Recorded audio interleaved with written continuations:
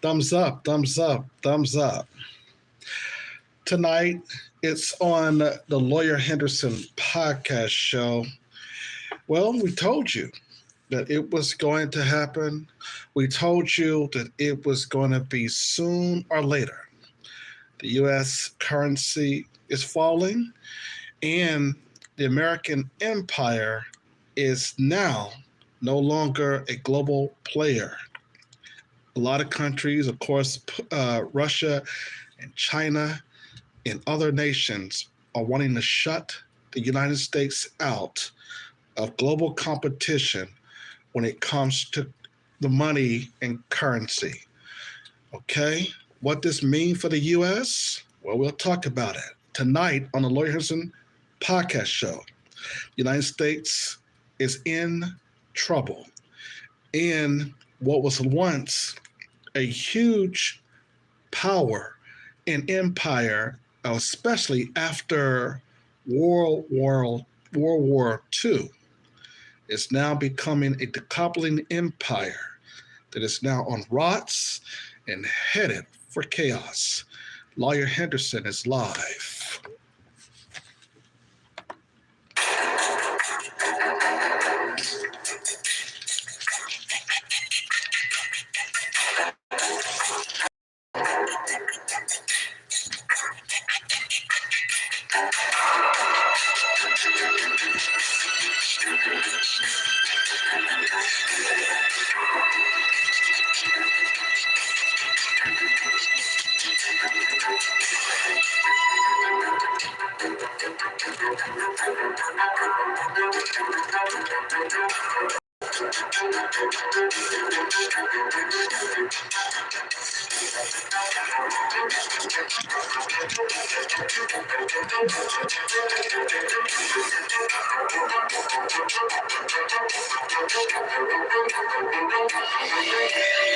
The fall of the U.S. dollar is coming to an end. Look it up. No longer the dominating currency anymore. Rip it up. The U.S. dollar is now no longer the world dominating currency. Thanks to China and Russia, South Africa, India, and Brazil. They started BRICS. And now the United States is dealing with a problem. The US dollar is no more. It's not the global power, especially this is not even backed up by anything. It's fake, has no power. And BRICS, the new alliance that has been basically formed by these countries, are going to make sure it comes to an even more permanent halt. Good evening, ladies and gentlemen. I'm Lawyer Henderson. Welcome to the Lawyers and Podcast Show. Thumbs up, thumbs up. We'll talk about that in just a moment. But first, let's talk about I always come late to the party and talk about certain issues that's happening across America and all across the world. So we're going to begin with the Silicon Valley Bank collapse. Okay. It was really an unfortunate situation that happened with the banking industry in Silicon Valley. And that happened, of course, back in March. And we talked a little bit about it. We went in a little bit about it in some of our essays, our last essays and stuff, but we really didn't dive deep into it. So we're going to do that, and then we'll move on to the crisis as far as the U.S. dollar no longer being the global dollar anymore. Like, share, and subscribe, and we are always welcome your comments. I'm Lawyer Henderson. Thank you for joining me today. I hope you all are having a fabulous and marvelous day. But ladies and gentlemen, the U.S. dollar is is collapsing, and so is the banking industry.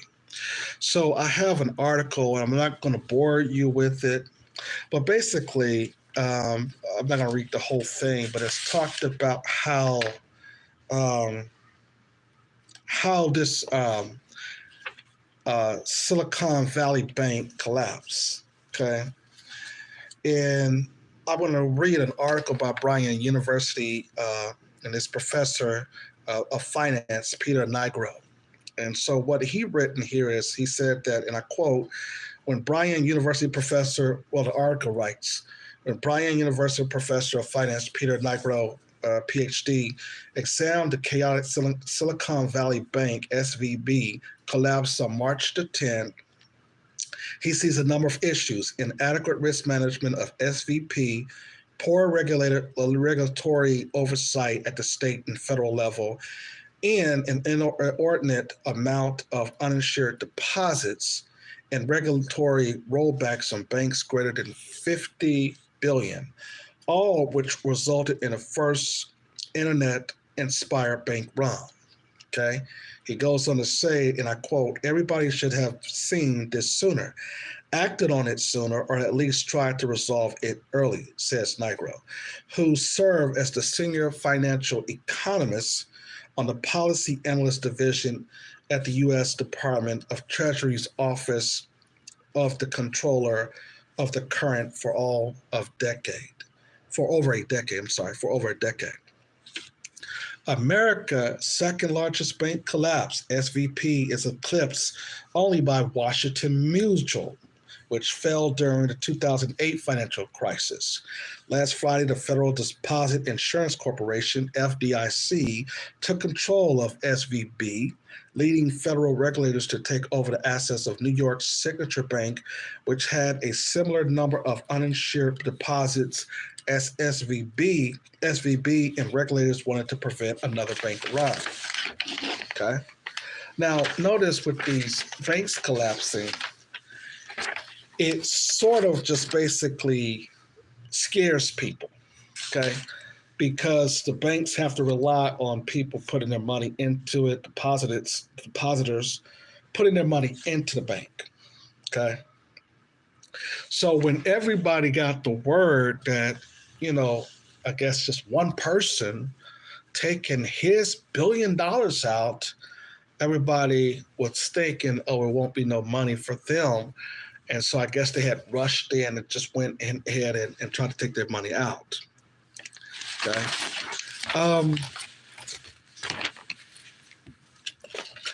It is a reminder of what banking regulators think that could happen to other banks as well. Okay. Because we know that other banks often also face similarities, like they just mentioned, Washington Mutual went under back in 2008. It says, over the last 2 years, Nigro explained, the level of deposits of SVP, primarily by venture capitalist firms and tech startups, increased rapidly, given a large influx of deposits and relatively few loan opportunities. The bank investment portfolio was unusually large. SVP invested in riskless long-term treasuries and agency mortgage-backed securities to earn high yields, but risk is multidimensional and interest rate risk took the bank down, says Nigro. Well, why did so many people miss the brewing financial storm at SVB? SVB balance sheet was a fairy tale, Nigro said. Once up on a time, its assets were worth what they carried out. The Federal Reserve increased a rate over the last year, greatly reduced the market value of SVB's investment portfolio. About $15.9 billion of unrealized losses in the third quarter compared to the company's $11.9 billion of tangible commodity equity. This did not become an issue until SVB was forced to sell some of its $21 billion investment at a loss, which concerned investors, but significantly spooked uninsured depositors via the internet and led to the run. They should have been match funding, or at least in some way hedge the interest and the rate risk. Nigro said, it's banking 101. Nigro added that the SVB's internal rate of return should have been addressed during SVB's last regulatory examination, which occurred every 12 to 18 months. State and federal regulators, he said, will have a lot explaining to do, end quote. Now, as I told you in the last video essay, is that the future of the financial industries in America is not going to be banks, okay? The fintechs and the startups, they're basically now relying upon banks because they're safe. They're supposed to be safe as far as the insurer. But the fintechs and credit unions are the future of the financial and the banking markets in America. Okay, a lot of people don't like to fool with banks because of a lot of paperwork in order to get loans, the qualifications of getting a loan, all that stuff is making people upset, and of course your credit score and all that stuff. Okay, so the people are trying to find different ways to move their banks, their assets and their money into like a financial institutions like startups or fintechs or credit unions now that probably will be more, that will give you money, not based upon a credit score, not based upon your financial revenue, but based upon kind of be more like your financial revenue, but not necessarily your credit score, and have you having to go through all this stuff, you see, in order to get approved. Okay. So this is very interesting. And of course, this professor asks, is history repeating itself? Was this like that? Is this the same thing of the 2008 collapse that we've seen from Washington Mutual? Okay. It goes on, and I'll skip down here. It says, to be sure, SVB was allowed to fail, and shareholders are projected to lose $850 million collectively. But both insurers deposited, which up to $250,000 in the bank. This is the insurance depositors, with up to $250,000 in the bank, and uninsured depositors will not lose money. Although the FDIC is required to resolve bank failures in the least costly method to a deposit insurance fund supported by big banks, policymakers invoke the system risk. Exceptions to bail out both insured and uninsured SVB deposits. Nigro said this was done to avoid run at the similar regional banks by uninsured depositors. Even mid-sized regional banks, Nigro said, are too big to fail under current regulatory conditions. And a policy failure to show that deposit protestations about more regulation, some regional banks are systematic in nature, he says. Now, we heard Jim Crow Joe Biden says that your money is safe, and of course they did a build out for this bank because they have a system in place that says these banks, like the Slicon Valley Bank here, is too big to fail.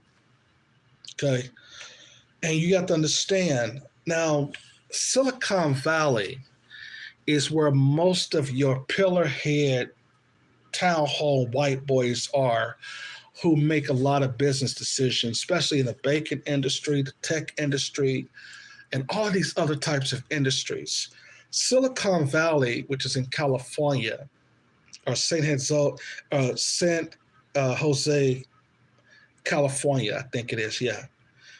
This is where these white boys make all of these decisions when it comes to startups, when it comes to the tech industry.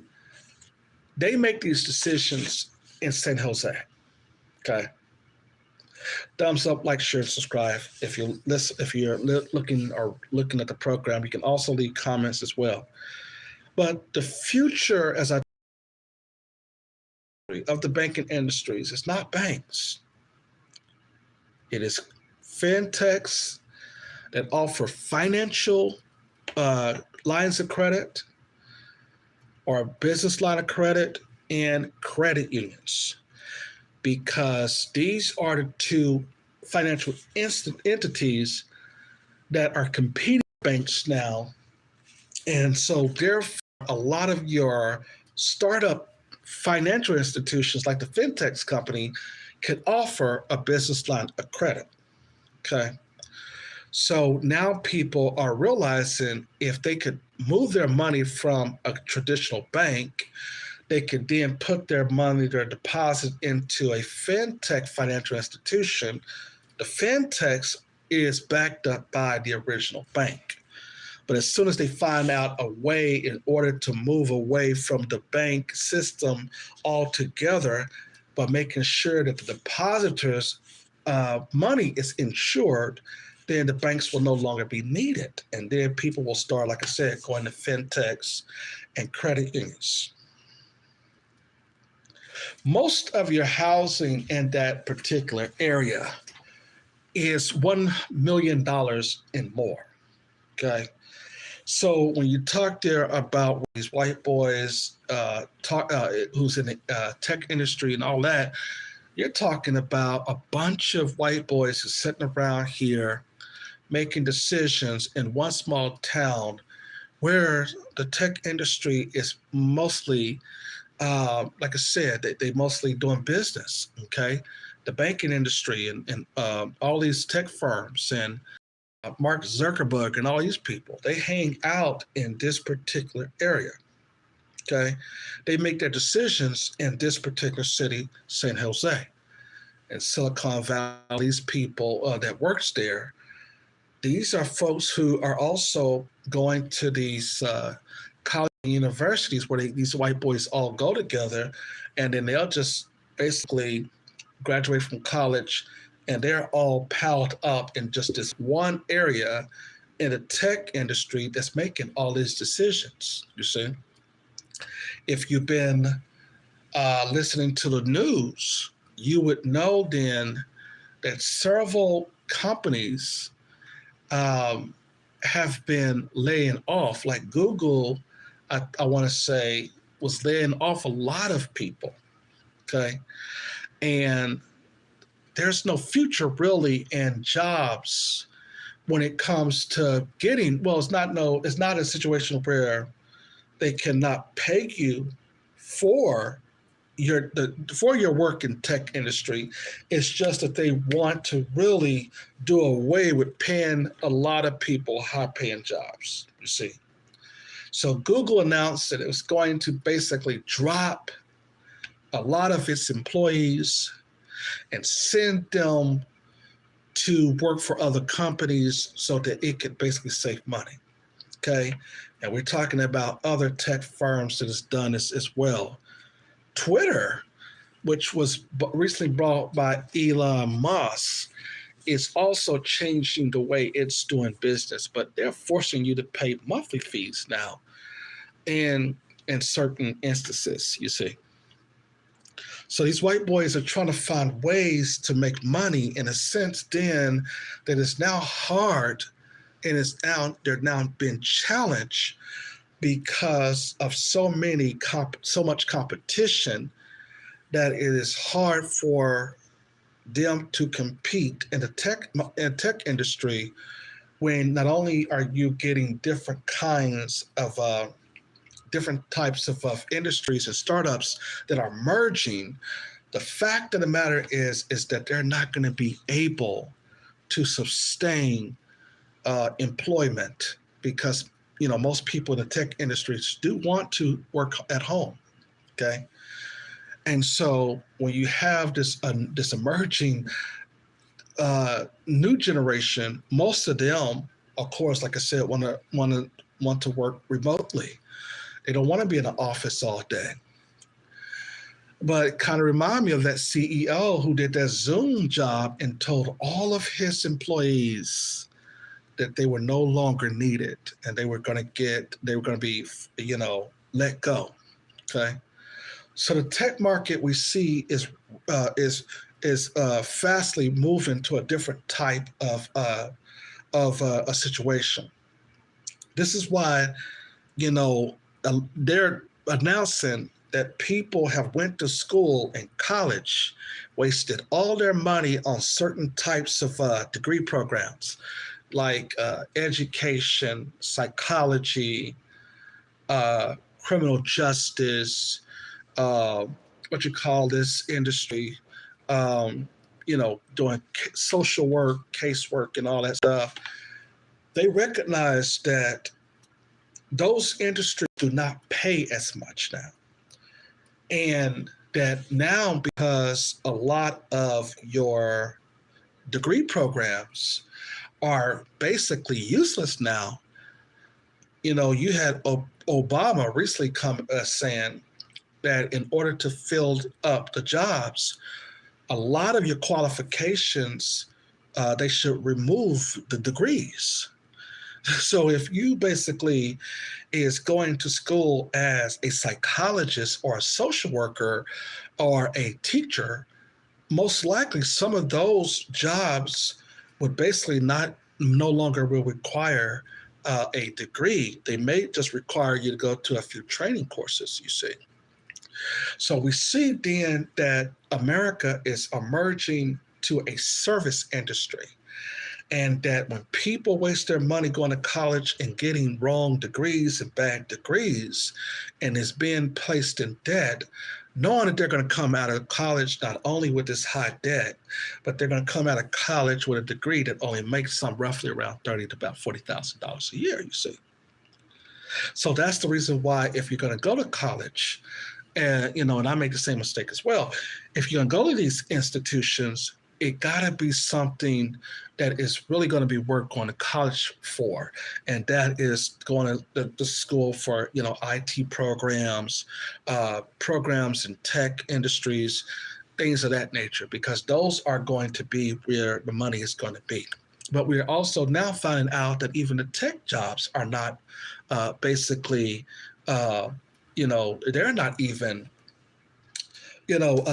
safe anymore, because the market is changing, the industry is changing. And I told you that in other arenas that a lot of men have left the workforce, okay? And I also told you that white people ages 50 to 65, 60% of them will be in retirement age, okay? So as Jim Crow Joe Biden tries to bring in so many people, Mexicans and Latinos don't have a history of going to college, even though that the government says that if you go to college over here in the United States, then we'll give you free education, and they're still not wanting to go, okay? If you've been looking at other news stories and news outlets, they have been indicating that they wanted some asylum from India students who basically have enrolled in American colleges, universities, so that the students can stay here and help out in the tech industries, because a lot of Indian students do get into the tech industries and they become a viable player. When we talk there about IT from Google and Apple and all these other types of tech firms, okay? So we see now that this is going to be revolving, and we see that the colleges, universities, we told you that most of the colleges and universities are going to be ran and going to be dominated by women and minorities. The white man is leaving colleges and universities, okay? And men in general, of course, is basically wanting to start their own businesses. If you've been reading up into other types of issues regarding the future of the economy. They said by year 2045 that not only is white people will be a minority in their own country, but white people basically would not be the majority, not only into colleges and universities, but the vast majority of 25 states in America will be Black, Hispanic, or Latino. Okay. And the white folks, their numbers are dwindling, so they cannot hold on.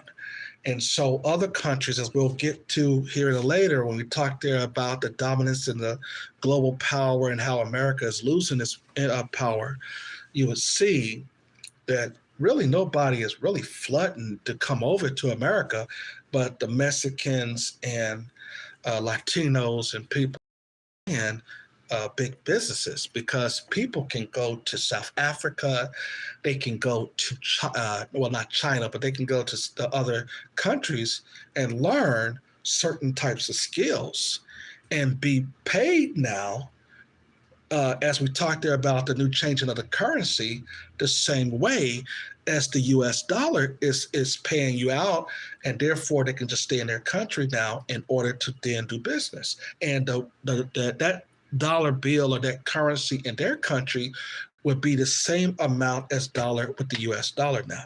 And this is going to be what they're talking about when they talk there about the BRICS new situation.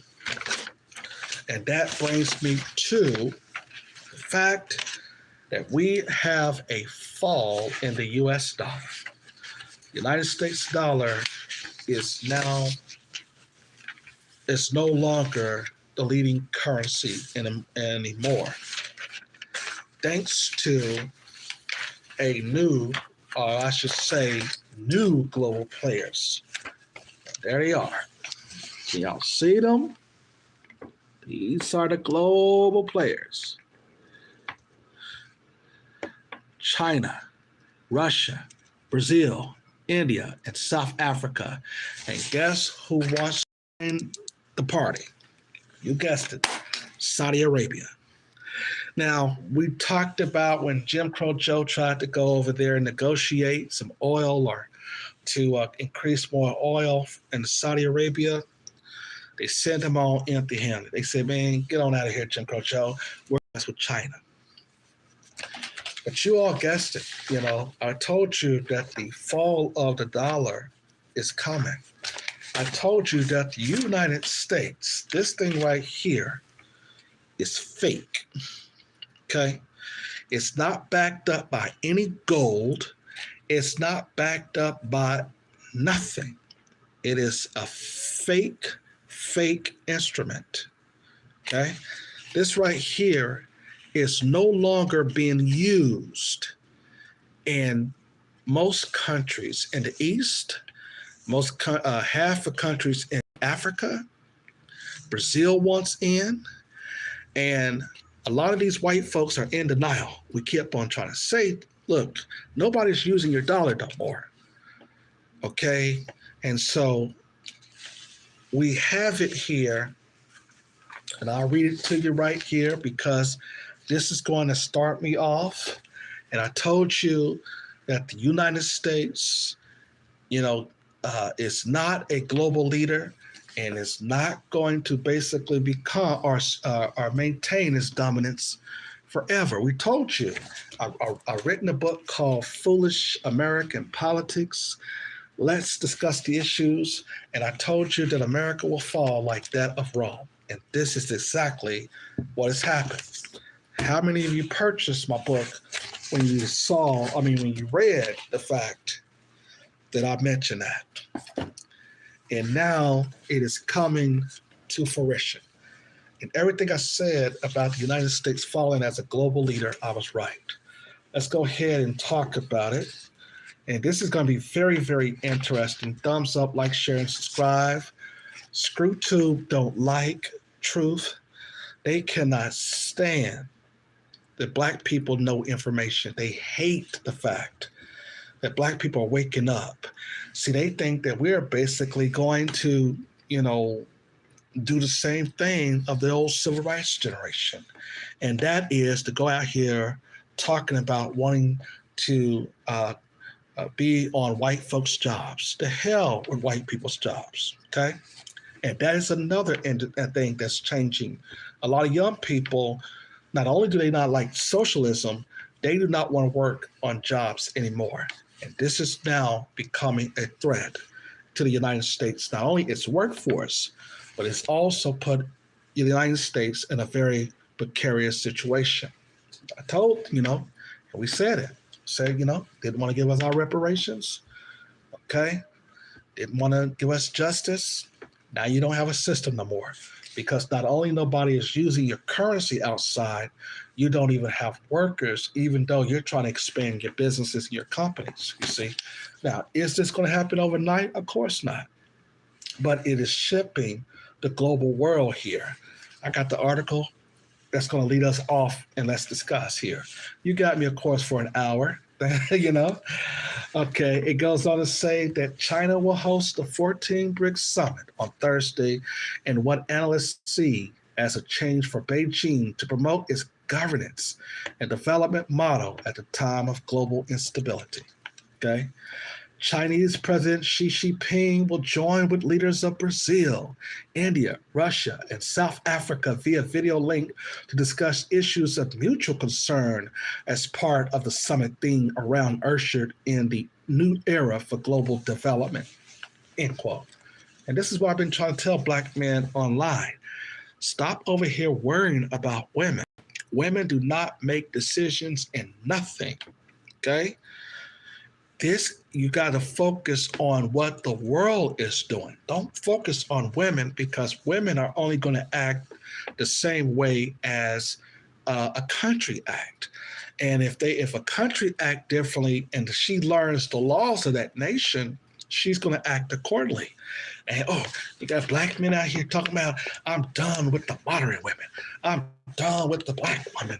And blah, blah, blah. Man, shut up. You know what I'm saying? It's foolish. You don't need to be worried about women. The global and economic and financial future of this country is changing. That's the only thing that you need to be worried about. Look at here. Did it say Chinese President Xi Jinping will join women and modern women so that they can discuss mutual concerns in the summit? No. Did it say that President Xi Jinping is going to be meeting with the LGBT community? No. It just says President Xi Jinping, we're going to be meeting with gays and all these other people? No. It says that the Chinese President Xi Jinping will join with leaders of Brazil, India, Russia, and South Africa via video link to discuss issues of mutual concerns as part of the summit thing around ushering in a new era for global development, you see, okay? So the modern women don't have no say-so in anything, okay? They're just there because they learn certain things in the rule of law or in. So you don't need to worry about what modern women are doing. And these Negroes, this is the reason why they don't have no respect, and no women are giving them respect, because they are not focusing on the right stuff.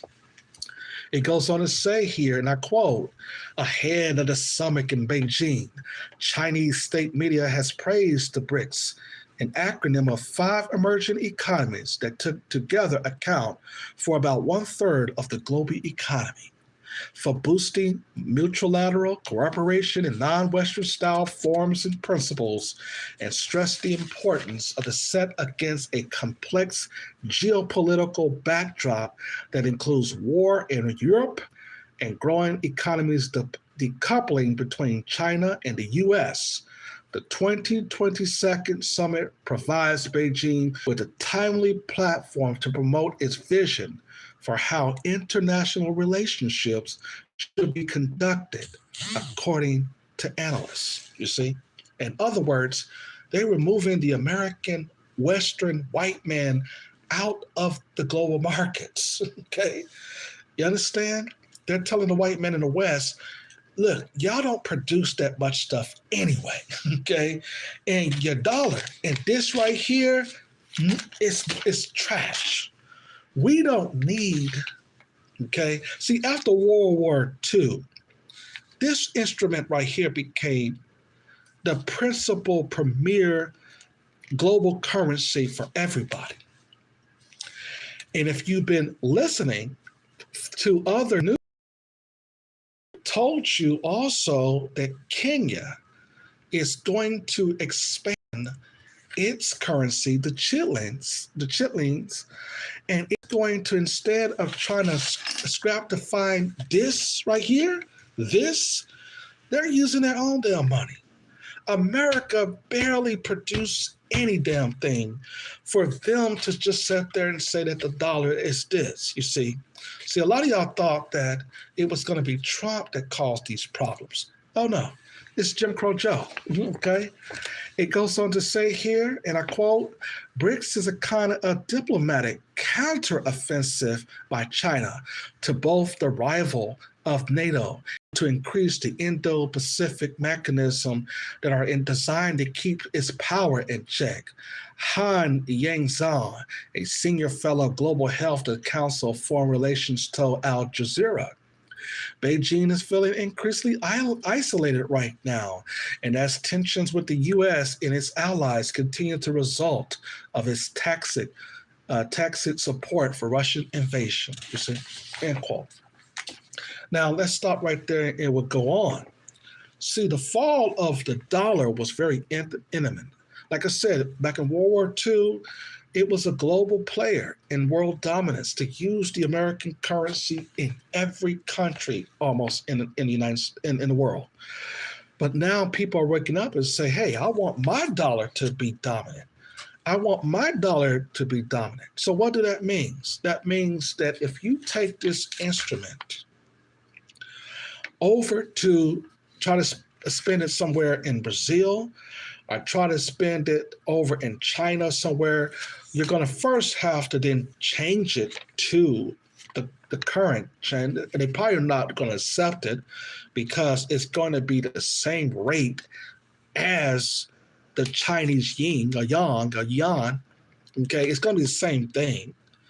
Okay, it's not going to be worked. You know, it's going to be like if you basically are in China, you're going to have to just, you know, tell them you need yuan or however you pronounce it. So that's the thing, and it's going to be worth the same value. Okay, you cannot go and say, oh, this dollar right now is worth more than a Brazilian dollar if this BRICS thing go through. And they tried this. Now, I want to say that Gaddafi tried to do this in Libya, but then, you know, Obama and his administration killed them, you see, because they wanted an African currency. And, you know, that's when Obama went and killed him, you see. Now, you have the article going on to say that this is a particularly relevant at a forum focused on Global South, Kim Being told Al Jazeera. Through BRICS, Chinese continues to draw its legacy of always siding with the third world. As Deng Xiaoping famously said, so I expect they'll use this another chance to critique American economic sanctions and to try to say, stop it. See, in other words, the United States used to put sanctions on other nations by saying, okay, we're going to lock you out and using the U.S. currency. You can't use that dollar because we're not going to do no trade with you. You know, we're not going to use, even though you got my American currency, since I got, you know, sanctions on you, hey, I'm not taking it from you because I put sanctions on you. And so now the country is saying, okay, well, we're going to just block you out and we'll do business trade with other people. Okay. And then they tell other countries, wait. You know, we did sanctions on him. You can't do no trade with him. See, or that country, no, it's not going to work no more. Okay. It's not working no more. Other countries are saying, we're going to do trade whoever the hell we want to do trade with, and to hell with your sanctions, talking to the white man in the West. Okay? Goes on to say here, this year's agenda covers a range of topics, but particularly emphasis will be given to renewing multilateralism for global economic recovery, deepening cooperation on climate action, and strengthening coordination on pandemics and public health. In terms of the issues area that are most important for Beijing right now, I think it's about the global economic recovery and keeping markets open. Stephen Neeg, an Indo-Pacific specialist and the senior fellow of the McDonald Lerar Institute in Ottawa, Canada, told Al Jazeera, China economy depends on international trade for its prosperity. What does it say here? Han said he expects economies recovery to be on the top issues, with public health coming a close second. Now, this is where they're changing the flow of talk in order to justify why they're doing this. But it's really to get, to stop American sanctions. It goes on to say that China is being left out of some of the Biden administration's initiatives on pandemic readiness. So I think vaccine diplomacy will also be a key, since other BRICS countries like Russia and India have strong vaccine development capacity, he said. Now, China proposed expanding the BRICS grouping during a meeting of the blocs. Much of what China promoting through BRICS is attracting to emerging countries, but the challenge for Beijing is there is a growing number of alternatives for them. Okay, a growing number of alternatives for them, whether it be a free and open Indo-Pacific vision and emphasis on infrastructure, activity, standard setting, healthy infrastructure, tools for good governance, or alternative financing, as well as Japan-led and EU-led infrastructure and connectivity project, Nagy said. There is a lot of different projects and initiatives that can allow emerging countries to drive development and make them less reliant on China and Chinese, he added. This competition could push China to be more transparent and more rules-based about the agreement about the BRIC Belt and Road Initiative and through the ADB, the Asian Development Bank, which I think will be important to diluting their geopolitical influence from the outside, end quote. You see? So folks are leaving the dominance of the American white man. The Western white people are the real reason why the whole country is locking out. And it's because the United States are always wanting to flex its muscle by using sanctions on people, by using this, where we're not going to accept the dollar because you are not doing what we're saying, and you're not doing what you're not told. We're not going to give Africa aid because you're not promoting LGBT rights. And now African countries saying that we're promoting your LGBT rights, and we don't need your aid. You see, countries are waking up to Western powers now. They realize that the Western powers are not producing a damn thing, really. They're not producing nothing in Western Europe. Western Europe is dried up, and I told you, without Africa, France will be at the bottom of the barrel.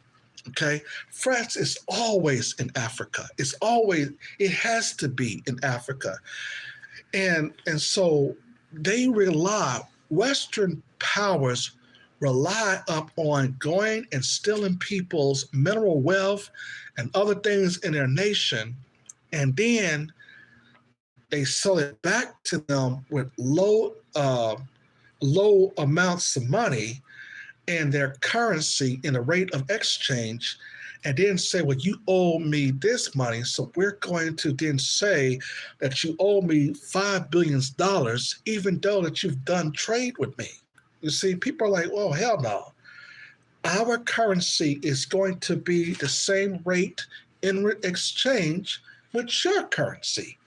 And if you want to then do business with me, America, the American white man and white people in the West, well, instead of taking your dollar that is fake, is not worth anything anyway, it has no damn value because you're no longer the reserve currency in the world anymore. Well, you're going to have to trade with something with us. And what do America produce here that you can trade? Okay. It reminds me back in the time that when, remember the opiate crisis, and what it was in France or Great Britain, you know, they had nothing that the Chinese wanted, you know. And the Chinese said, we don't want your stuff. And they were just taxing France and all these other countries, or Great Britain or whatever. And the France had nothing that the Chinese wanted, you know what I mean? and so the white man was trying to sell them this and sell them that, and they still was like, no, we don't want that stuff. Get that stuff on out of here. So I don't want to laugh at that, but what is America producing now? What is France producing that the Chinese need? Okay, that Russia can't give them, is what we talked about, the white men of the East. What is the West producing? Just answer that question. What is America producing right now that we can trade? Because see, the dollar, when they get this whole thing organized, the dollar will be, it's no use anymore. You can't just give me your dollar no more and then expect me to just give you real trade on something, give you oil or give you, wheat or grain or any other type of commodity. You got to trade with me with something. So what do the West have to trade? Okay, besides saying, well, we're going to pay you back in the American dollar. Okay, just go ahead and give us of the oil, or go ahead and give us the wheat, give us the this and that. Okay, we talked there about the United States, even though if it's producing semiconductors. Okay, could semiconductors, be something that other countries need? Okay, and if so, then how would the United States do that trade if everybody else's currency, or if they're going to be a leading currency like the Chinese currency right now, that will probably be the one that everybody is going to see as valuable than the dollar. Okay, so everybody is basically moving away from Western societies now. The concept of Western society and hegemony, because it is now becoming a situation that the fall of the United States is now here. And that the U.S. basically, when you talk about that non-Western style forms and principles, you had the Jerome, whatever that guy's name in the Treasury Department, he's talking about, well, our government this, our government that. You see the American consumer dollar that they were given to countries is backed up by what the word is of the American government, you see? And therefore, if it's backed up by the currency and you're telling people in the other governments that your currency is money and that it is a reserve value, and people are saying, okay, I want to go get the dollar because it's reserve value. I just mentioned to you that Kenya now is saying we can use our own money now, okay? To hell with using the American dollar, okay? And there's growing tensions in Brazil, in Russia, in India, in South Africa. Is now going to have other summits. And these are going to be the 5 nations. 1, 2, 3, 4, 5. 5 nations that is now challenging the US dollar. 5 nations. But wait a minute. Hold on. Huh? Somebody else is knocking on the door. Other nations, the South African president had pointed out, is knocking on the door. And that is Saudi Arabia. And what do the Saudis want? Let's see. It met with Jim Crow Joe back in February of 2022 last year. And the article, I will give credit to The Intercept. It says that last week, President Joe Biden has a high-profile call with King Salman bin Abdulaziz Al Saud, these Saudi Arabia's Arab names are correct, in an effort to partially restore relationship with Saudi Arabia.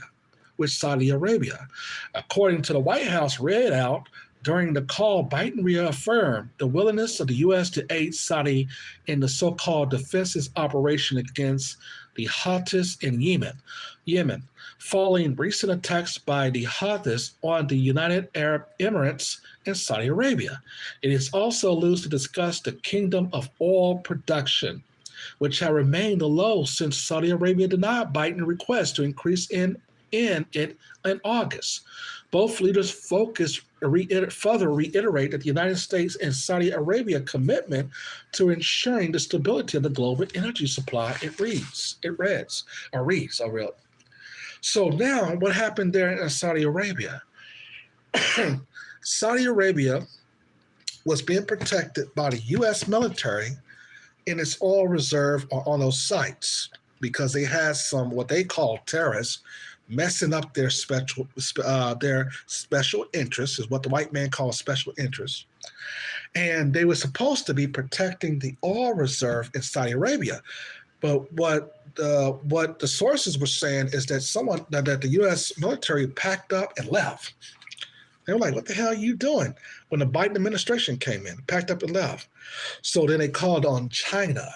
And so China just brought together Iran, and I think he brought together Saudi Arabia to put their difference to the side, okay? And they're bringing them together, okay? It goes on to say that the Saudi readout uses similar language regarding energy. Custodian of two holy mosques, Salma stressed the importance of maintaining balance and stability in the oil market, it says, but it added to keep the details not mentioned in the White House version. The Saudi version says King Salma highlighted the role of the historic. Experts say that pointing the organization Petroleum Exporting Countries Agreement, the arrangement by which oil producing members countries set oil prices and over which Saudi Arabia exerts major influence as the largest oil producer, and a signal that the kingdom against decline to increase production. Shortly after the call, the International Energy Agency attributed soaring gas prices to Saudi Arabia's chronic refusing to increase production. So Jim Crow Joe left empty-handed last year. And so now the Chinese came in and is now what? Protecting those oil reserves for Saudi Arabia to make sure that these terrorists, they will call them, is not invading the oil production sites or whatever, wherever they are. See? So Jim Crow Joe told the United States to pack up their bags. Now, this is not the first time that, there was a crisis in Saudi Arabia regarding the oil. Remember Jimmy Carter? Let's go ahead and talk about it. Perhaps the most infamous example of this was during the 1979 oil crisis. When following the Iranian Revolution, oil production slumped, sending gas prices skyrocketing. President Jimmy Carter, keenly aware of the effects of the high gas prices on his reelection prospects, called the collapse of an oil production the moral equivalent of war. Carter would not win re-election. Previously, in 1970, Gulf countries, including Saudi Arabia, restricted oil exports as political weapon in contest against Israel. Okay, So now you have the Saudis saying, we're going to do business with China. And they have knocked on the door of BRICS. And the South African president met with the king of Saudi Arabia not too long ago. And now they're talking about joining BRICS. They're also going to be talking about increasing the United States and other Western countries is going to have to then purchase more and more high barrels of oil, which is also going to be, of course, going to be hitting American pocketbooks. Which if you go to some states, you're already paying $5 for a gallon there, you see? And this is what Jim Crow Joe has left us in. He has left us in a dangerous situation. And this is why I told you in my other videos that this is the most dangerous president we got in office today. This man has not only have all of these other leaders turning their back on us as Americans, but he has upset so many people in the world that they're telling him to get the hell out of here and take your dollar bill with you. Okay? And that's exactly what we're facing now in the world and facing in the United States. You see? And so at that point, we are not the world dominant leader no more. The United States has fallen as a global power. The rest of the world is shutting the U.S. out of global markets. It is also shutting the United States out of influence. And the United States is on the collapse. And it is now going to not only be limited in trade, but the United States people are going to face a huge, huge, huge problem when food and other types of commodities run out. And therefore, with the oil pricing going up, the United States, people in the United States are going to be in the future, as BRICS continue to form, it's going to have to pay at least $7 to about $10 a gallon of oil in the future.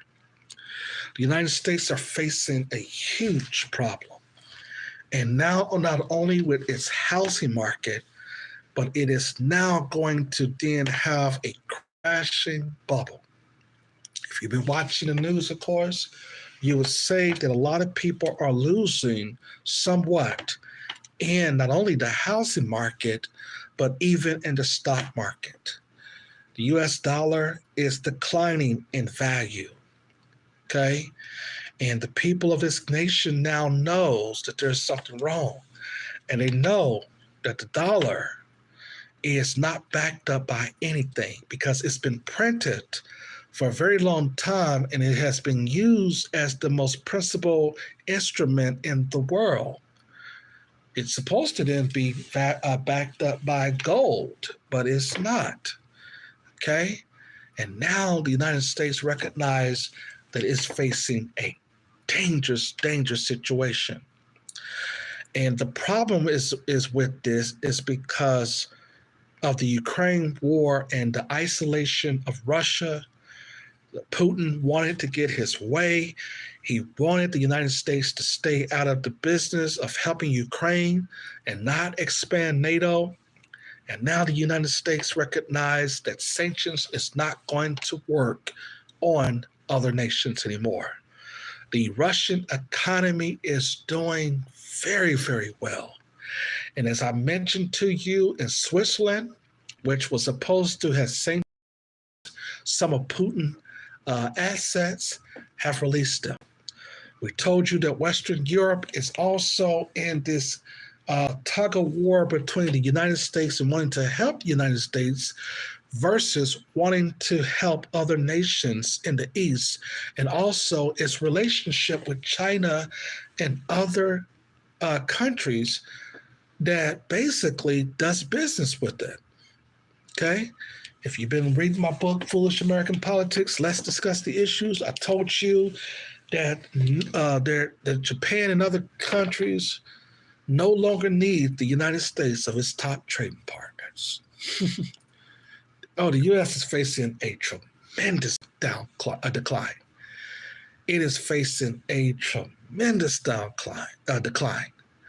No, everybody is shutting the U.S. out. And that, and of course, that the United States have kept us as Black folks in a segmented labor market, as I often told y'all. They keep us all the time talking about, well, we gave you niggers jobs. To hell with your jobs. The average American person now do not want to stay on a job 9 to 5 no more. So they're finding other means of basically making money now. And so therefore, when you talk there about going back to the oil situation and talking about oil production and all this other stuff, the U.S. is going to have to come off in more than just this fake currency that has been given folks now, okay? And this has caused us a crisis in the U.S. And if you think you're going to go to war with both China and Russia and other nations, thinking that you're going to then get them and draw them back into American hegemony, you are sadly mistaken. Because not only is the United States is declining as a global empire, as I told you in other video essays, the U.S. military is declining as well. And people are leaving the United States military in droves, okay? And by the year 2045, America will have 100,000 people in the U.S. military. And then if you bring Russia and China and other nations into this whole entire coalition of the willing, like the white folks like to say, of the coalition of the willing, they're now able to then defeat the United States Army, the Western nations, and the military. You cannot then, as the United States, be trying to basically defend yourself in the countries that you're fighting, which you do your trade and get some of your equipment from, is the one that you're fighting against. It's foolish. So Putin recognized that he can talk to Xi Jinping because these are business people. Other countries are business people. They want to do business. They're sick and tired of war. Okay, they're sick and tired. Every time the white man in the West, everywhere he goes, he picks fights. I think that's exactly why Black women like white so much. They like to pick fights. And then when they get beat down and start getting countered, then that's when they want to talk about their allies. And that's why we kept telling the Black women. I said the power is not, we're not based upon the white man can give you jobs.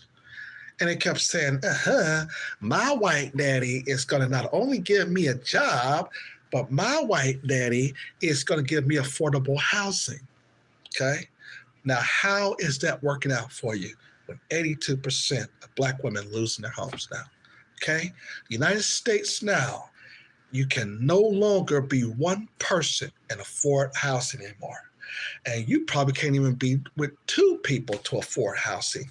And the mortgage rates and all of the rates of homes going up in the United States. Okay? And then we kept telling our women that power is not based upon the ability for the white man to give you jobs and give you affordable housing, that the white man's so-called power is based upon a relationship he has with us, the Black man. That's where his power was lying. He had a relationship with not only with the Black man in America, but with the Black man in Africa. Until which China and Russia realized that and said, oh, let's go in relationships with these Africans and these Black folks over here. And let's go and have relations. Let's have Russia, who they're calling them racist, and you're looking at Ukraine as the one who is the real neo-Nazis, okay? We went and did some relationship with South Africa, some relationship with China, and now is coming to challenge the U.S. And we kept telling Black women that white men do not have power without the relationship with the black man. None. But my white daddy is going to give me a job. My white daddy is awesome. I'm like, okay. Never mind. You see? Okay? We kept telling you, anybody can speak from a podium and start talking crap. But when it comes to dealing with the real truth about the American empire, we see that it is now falling. It is coming to an end. American hegemony in the world after World War II, the United States' principal currency was the US dollar after World War II. Okay? It was this instrument, which the United States was telling other countries, if you use this dollar, it's not only backed up by the US government, but it's going to be backed up on the fact that you can spend it everywhere across the country and even change it in a rate of change, and a rate of change where the dollar is worth more than other people's currency. So it used to be that, if you go somewhere, and in Africa, of course, then one US dollar is worth so many dollars of African currency, and now that is changing. And that's what people not understanding. That's what people not realizing, that the BRICS were formed to make sure that not only the United States dollar is going to be worth a dollar and powerful in America, but hell, you're going to have to deal with, say, my dollar here in Africa, Brazil, India, and China, and other places. You're going to have to get the Chinese yuan, and that's going to be the global dollar that you have to use. And you need to rip this right here. You need to rip it up because it has no value in our nation anymore. And that's what the people in the United States is facing, and that's what the world is facing. And this has brought a crisis in the U.S. The United States now is a country in decline. And we told you in the sense then of it being a country in decline, that if Saudi Arabia and other countries decide that it's going to then increase its oil production, we as Americans will be paying so heavily at the pump like we're doing now, with food production and other types of supplies that the United States and other Western nations need in order for its global economy to continue. You see, and we told you it was dangerous of putting Jim Crow Joe in office. Like, share, subscribe to the Lawyer Henderson podcast show. We had to just get it all out today. I'm glad that you stayed here with me for an hour. Don't forget to like, share, and subscribe to our channel.